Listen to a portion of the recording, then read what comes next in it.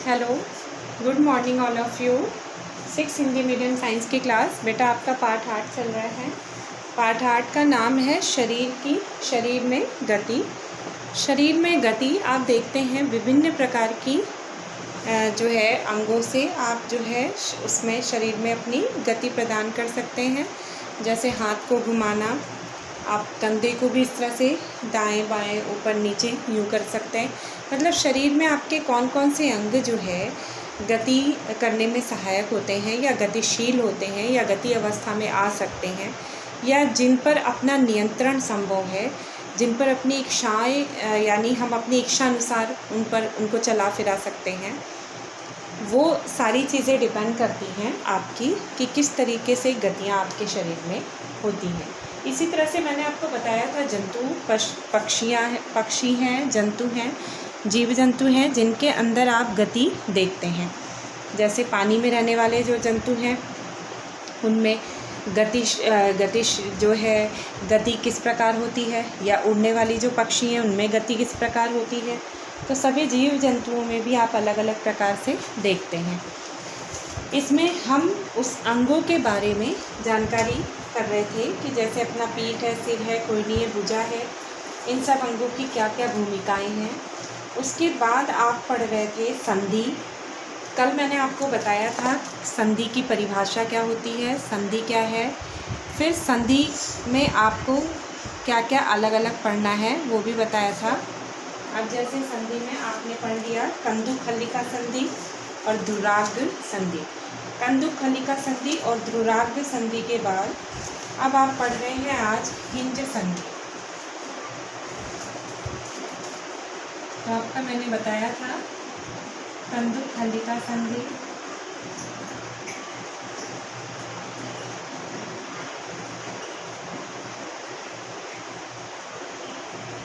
कंदुकखलिका संधि, ये आपका हो गया।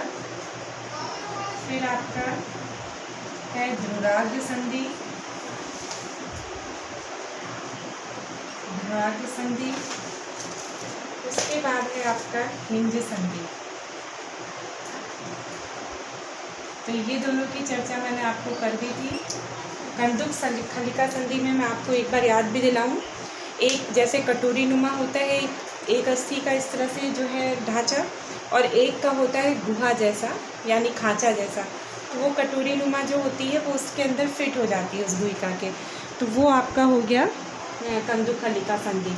ध्रुराग्र संधि की बात करें तो ध्रुराग्र संधि में आप बता सकते हैं कि जैसे सिर और गर्दन को जोड़ने वाली जो संधि होती है, जैसे ये आपका सिर है और ये गर्दन है, तो सिर और गर्दन को जो जोड़ने वाली संधि है ये आपकी कहलाती है ध्रुराग्र संधि। अब आता है आपका हिंज संधि। तो हिंज संधि क्या है?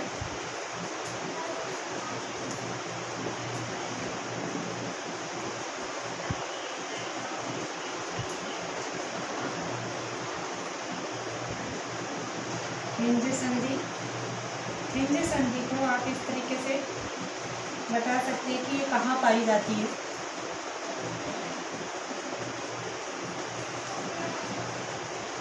तो ये आपकी कोहनी में और घुटनों में होती है। ये एक ही दिशा में गति कर सकती है, आगे और पीछे एक ही दिशा में गति कर सकती है। तो आप लिख सकते हैं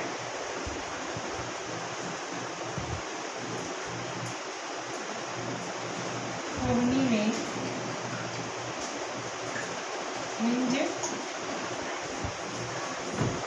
हिंज या कब्जा संधि पाई जाती है।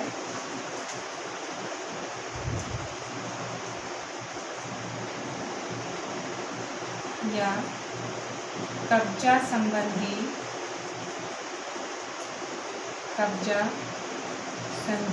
पाई जाती है।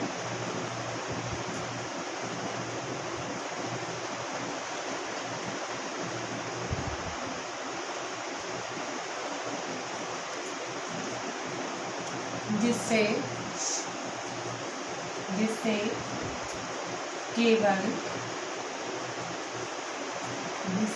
केवल आगे और पीछे जिससे केवल आगे और पीछे एक ही दिशा में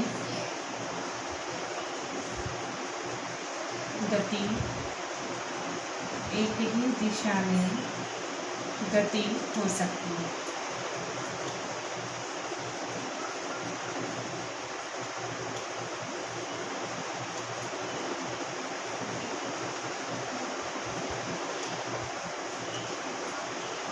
तो हिंज संधि के बारे में आप इस तरह से बता सकते हैं कि कोहनी में हिंज या कब्जा संधि पाई जाती है और जिससे केवल आगे और पीछे एक ही दिशा में गति संभव होती है। तो हिंज संधि एक तरीके से कब्जा जैसी होती है, यानी जैसे आप किसी चीज़ को जोड़ने के लिए कोई आप लगाते हैं, कसते हैं पेचकस से, पेच वगैरह, तो उस तरीके से ये दिखाई देती है हिंज या कब्जा संधि। इसमें घुटनों के अंदर भी ये संधि पाई जाती है, तो आप ये भी लिख सकते हैं कि घुटनों के अंदर भी ये संधि देखी जाती है। इसकी रचना आप देखना चाहेंगे तो इस तरह से होती है बेटा, मुझे थोड़ा सा ड्रॉ कर लीजिए।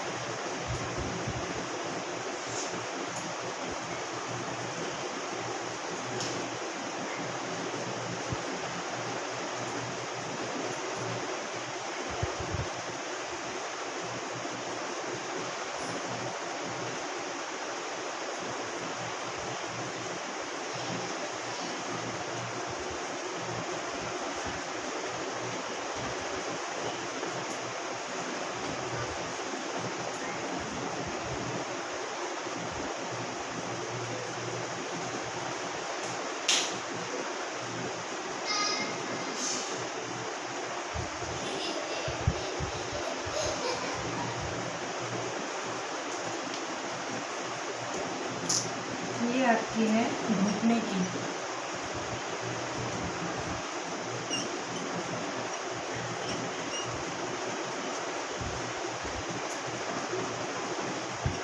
हिंज संधि।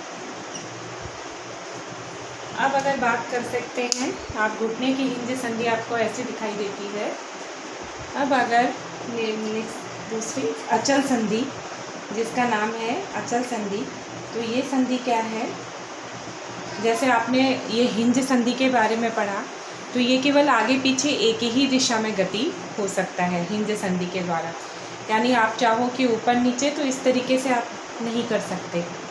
तो इसमें यानी ये आपकी कोहनी में या घुटने में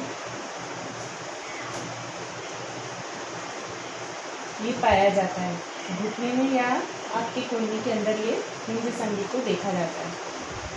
नेक्स्ट आपकी संधि का नाम है अचल संधि। अब देखते हैं अचल संधि क्या है और ये कहाँ पाई जाती है। तो आप देखिए अचल संधि,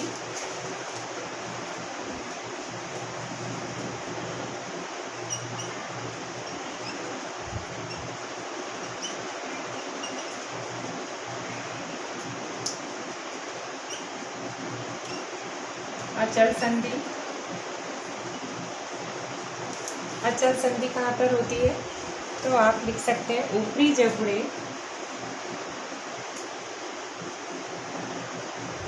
ऊपरी जबड़े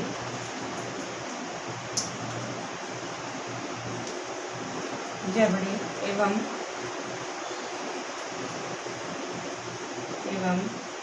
कपाल के मध्य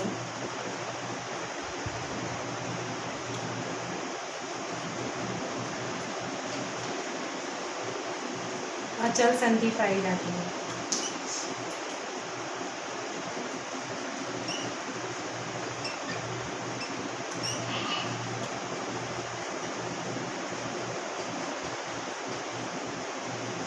इसमें आप ऐसे भी लिख सकते हैं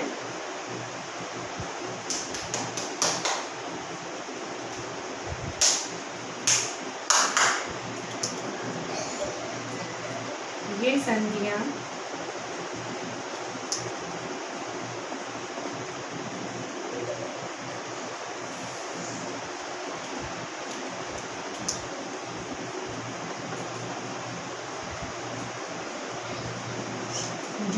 हिल नहीं सकती,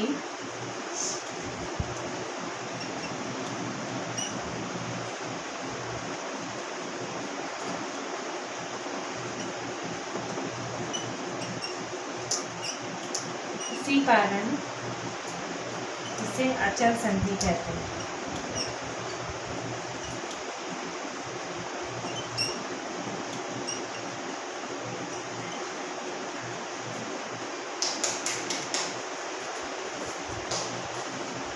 तो ये आप देख लीजिए अचल संधि का है।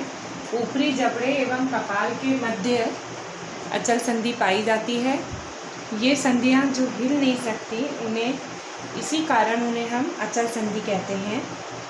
तो अस्थियों के बीच कुछ ऐसी अस्थियाँ पाई जाती हैं जो इन संधियों पर आकर हिल नहीं सकती, इन्हें हम बोलते हैं अचल संधि। और अचल संधि को आप जानते हैं कहाँ पे ये पाई जाती है अचल संधि, जैसे ऊपरी जबड़े एवं कपाल के मध्य आपका ये अचल संधि पाई जाती है।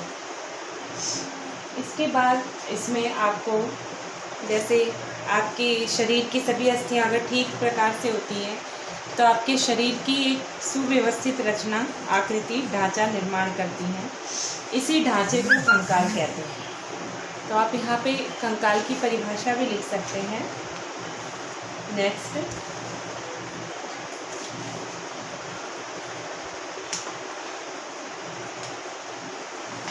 तो आप यहाँ पर कंकाल की परिभाषा भी दे सकते हैं।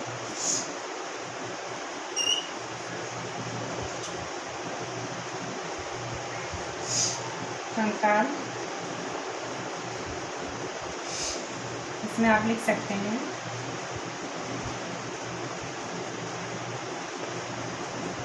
हमारे शरीर की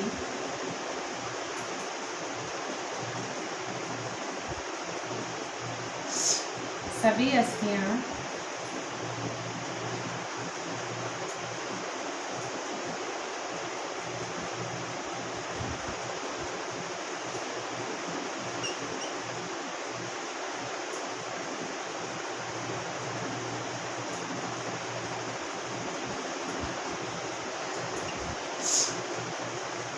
एक सुंदर आकृति प्रदान करने के लिए,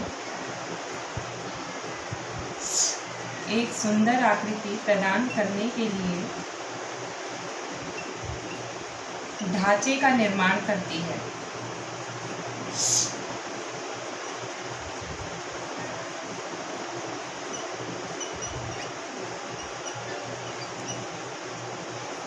ढांचे का निर्माण करती है।